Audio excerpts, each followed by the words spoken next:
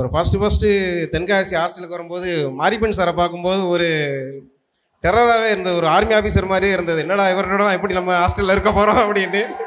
ஆனால் ஹாஸ்டல் ஸ்டூடெண்ட்ஸ்லாம் உண்மையிலே ரொம்ப லக்கு கொடுத்து வச்சவங்க.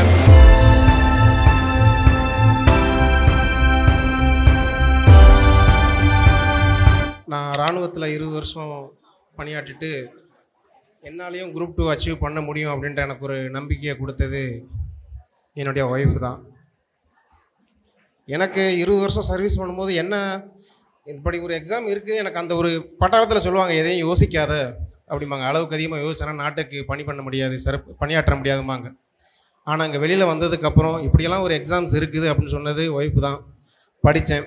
ஒரு ஃபஸ்ட்டு தென்காசி ஹாஸ்டலுக்கு வரும்போது மாரிப்பன் சாரை பார்க்கும்போது ஒரு டெரராகவே இருந்தது, ஒரு ஆர்மி ஆஃபீஸர் மாதிரியே இருந்தது. என்னடா இவரோட எப்படி நம்ம ஹாஸ்டலில் இருக்க போகிறோம் அப்படின்ட்டு. ஆனால் உண்மையிலே எல்லா விதத்திலும் ஒரு நல்ல ஒரு சப்போர்ட்டு. என்ன ஒரு டவுட்டாக இருந்தாலும் நாங்கள் ஆனால் ஹாஸ்டல் ஸ்டூடெண்ட்ஸ்லாம் உண்மையிலே ரொம்ப லக்கு கொடுத்து வச்சவங்க. நம்ம ஒரு ஹாஸ்டல் ஸ்டூடெண்ட்ஸ்க்கு ஒரு பேக் போன் பெரிய முதுகெலும்பாக இருந்ததே மாரிப்பன் சார் தான்.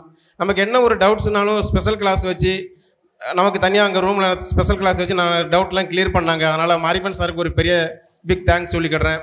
ரெண்டாவது ஆகாஷ் சாரெல்லாம் நான்லாம் நேரில் பார்ப்பேன்னு நினச்சி கூட பார்க்கல.